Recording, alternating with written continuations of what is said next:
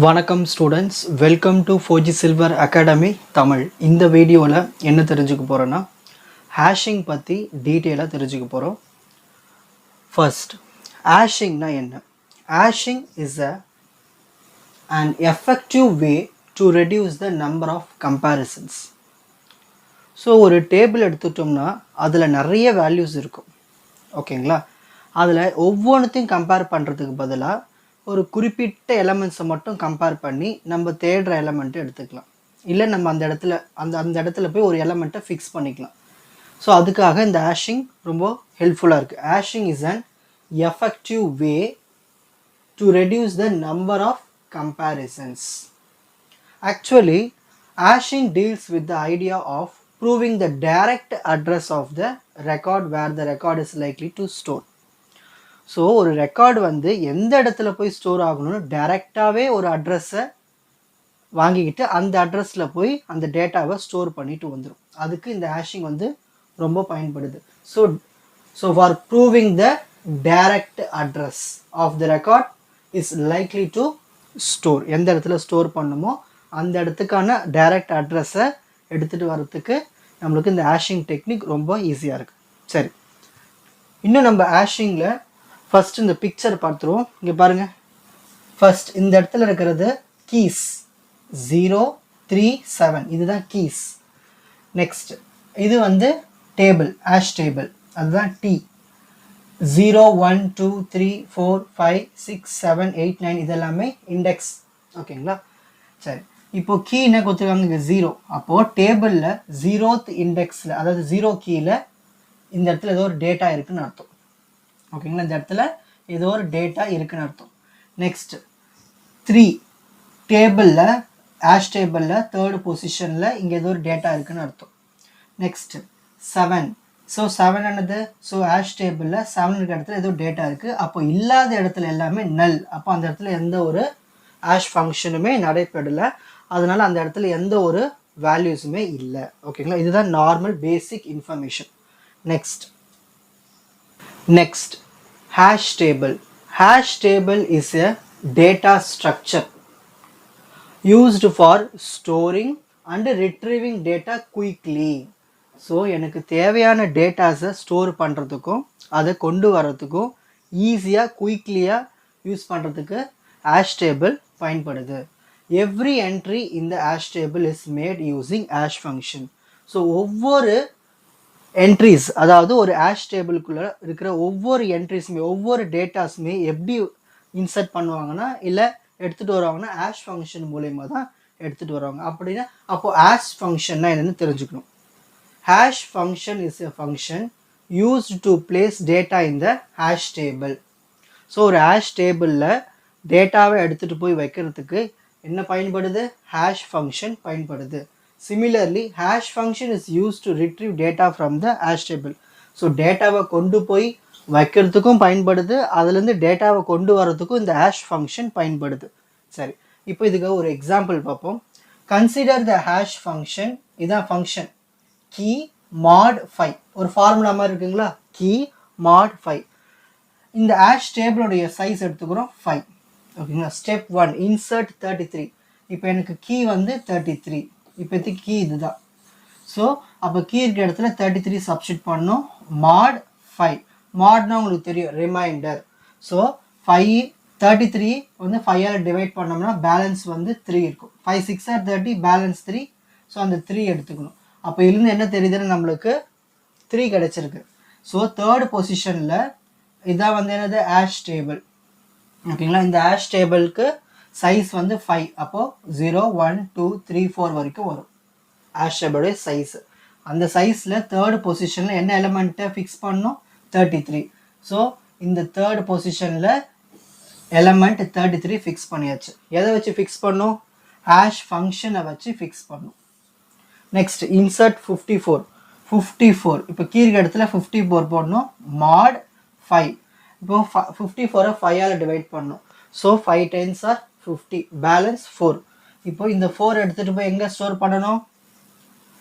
இந்த 4 தான் இப்போதைக்கு கீ. இந்த கீயில் எதை ஸ்டோர் பண்ணணும்? 54. ஸோ 4 இங்கே இருக்குது, இதில் 54 ஸ்டோர் பண்ணியாச்சு.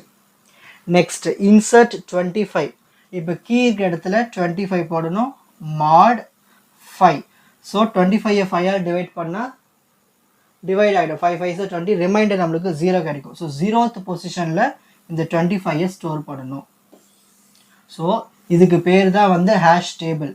இது எல்லாமே இண்டெக்ஸ். இந்த ஒவ்வொரு பாக்ஸ் இருக்குங்க இல்லையா, இதுக்கு பேர் தான் பக்கெட். ஓகேங்களா. ஸோ ஃபில் பண்ணத இடத்துலலாம் வந்து நல். ஸோ அங்கே எதுவுமே இல்லைன்னு அர்த்தம். ஸோ இப்போ இந்த டேபிள் இதில் தெரிஞ்சிட்ருப்பீங்க ஹேஷ் டேபிள்னா என்ன, ஹேஷ் ஃபங்க்ஷன்னா என்ன, அது எப்படி பயன்படுத்தணும்னு. Next, types of hash functions. So first one, division method. It depends upon the remainder of the division. Divisor is the table length. சரி, இதிலே புரிஞ்சிட்ருக்கோம். ஸோ ஒரு டிவிஷன் மெத்தடை பயன்படுத்தி ஹேஷ் ஃபங்க்ஷன் யூஸ் பண்ணுறோம். சரி, ரிமைண்டர் ஆஃப் த டிவிஷன், நம்ம divide பண்ணுவோம், அதோடைய ரிமைண்டர் தான் எடுத்துப்போம். அப்போது டேபிளோட லென்த் எதுவாக இருக்கும்னா டிவைசராக இருக்கும். ஸோ ஒரு எக்ஸாம்பிள் பார்க்கலாமா.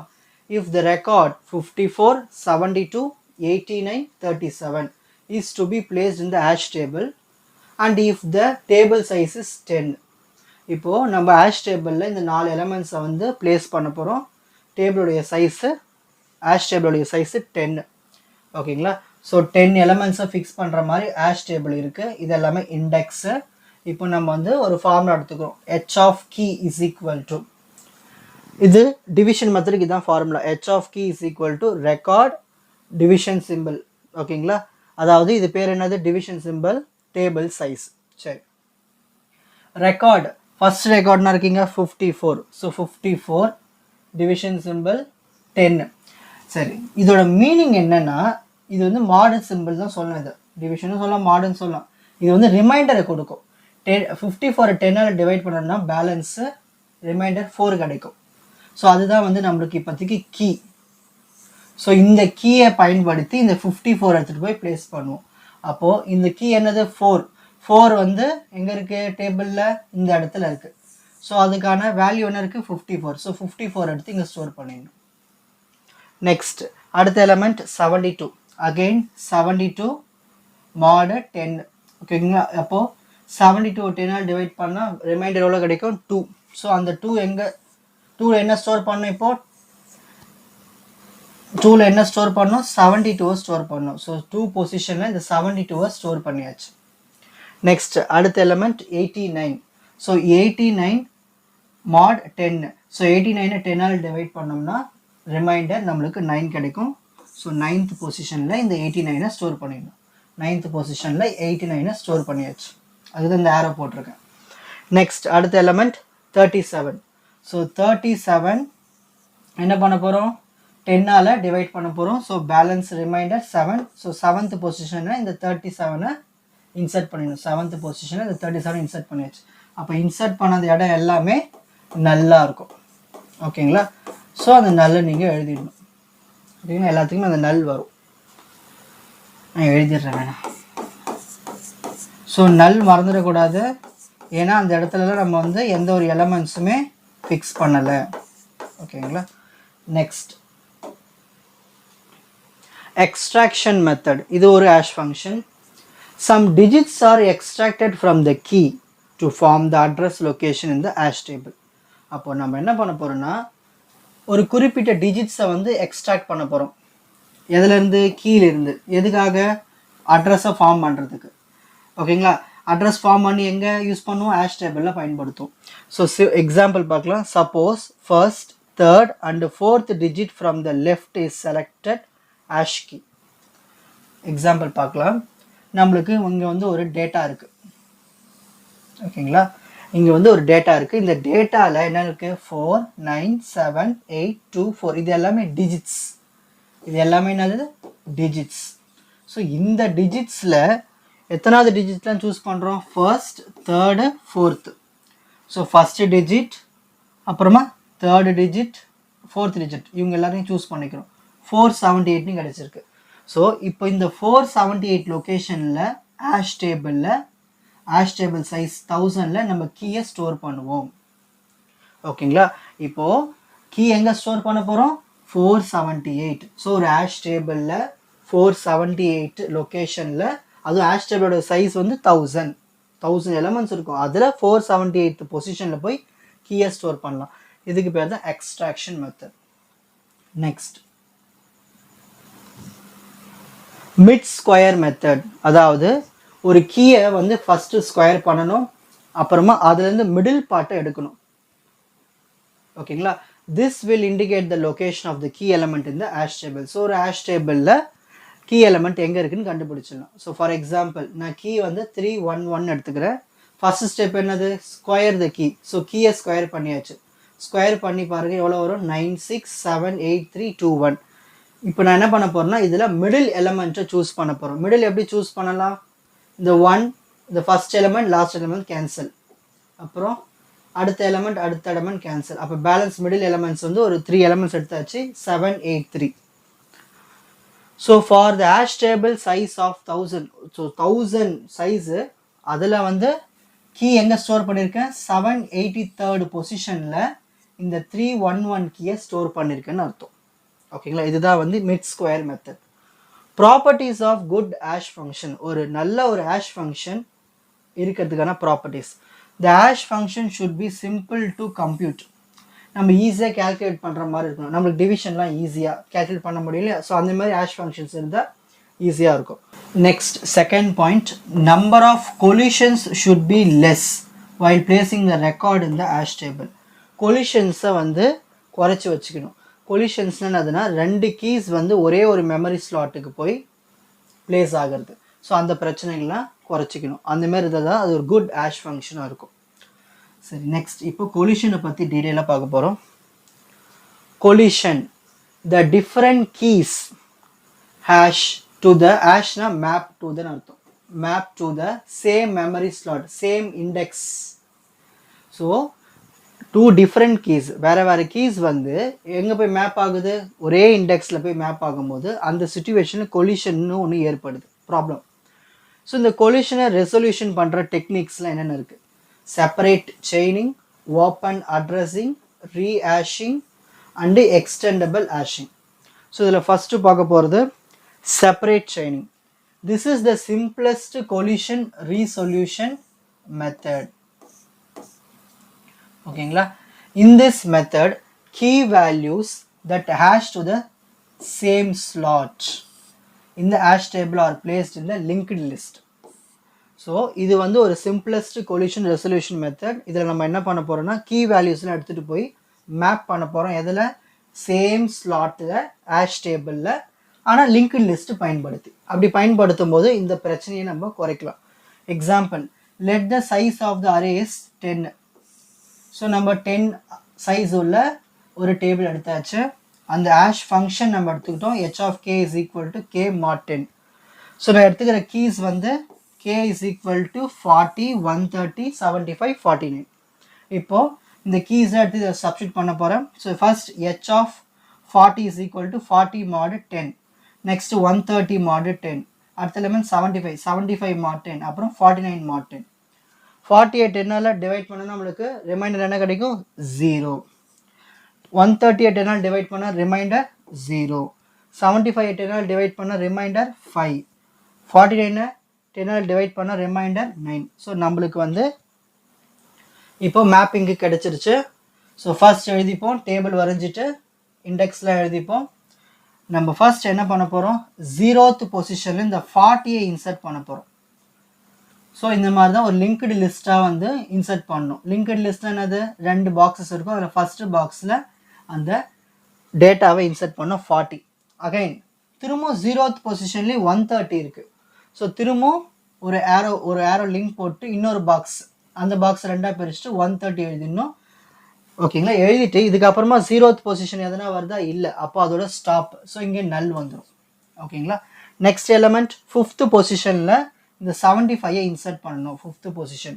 ஸோ 5th பொசிஷன் இங்கே இருக்குது. இதில் இந்த 75 இன்சர்ட் பண்ணணும். இதுக்கப்புறம் இங்கே எதனா 5th பொசிஷன் இருக்கா? இல்லை. ஸோ இதுக்கப்புறமே எதுவுமே இல்லாதனால நல். ஓகேங்களா? நெக்ஸ்ட் 9th பொசிஷனில் 49 இன்சர்ட் பண்ணணும். ஸோ இங்கே 9th பொசிஷனில் 49 இன்சர்ட் பண்ணியாச்சு. இதுக்கப்புறமா 9th பொசிஷன் எதுவுமே வரல. ஸோ இது அதோட நல். ஸோ பிளேஸ் பண்ணாத அந்த ஸ்லாட்டில் இருக்கிற டேட்டாஸ்க்கு எல்லாத்துக்குமே நம்ம நல்லுன்னு கொடுத்துடணும். இதுதான் வந்து separate chaining method. Next, open addressing method. In this collision resolution method, the key values hash to the same slot in the hash table placed in the next available position in the array. So இதுவும் அதே மாதிரி தான். என்ன ஒன்று இதில் வந்து இந்த அட்ரஸை பயன்படுத்துவோம். ஓகேங்களா, இப்போ உங்களுக்கு எக்ஸாம்பிள் பார்க்கும்போது ஈஸியாக புரியும். ப்ரோப் சீக்வன்ஸ்னால் என்ன? If the hash table slot for h of k is already occupied by the another key value.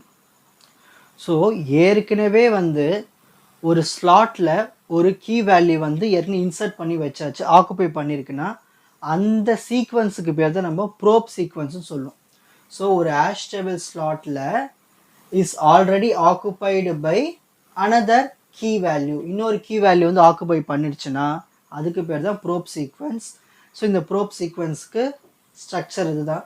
h of kனா ஹேஷ் ஃபங்க்ஷன், யூனா ப்ரோப். ஸோ இதோட டேட்டா செட்டு, இன்னொரு டேட்டா செட்டு இது மேப் பண்ணி இருக்கும்.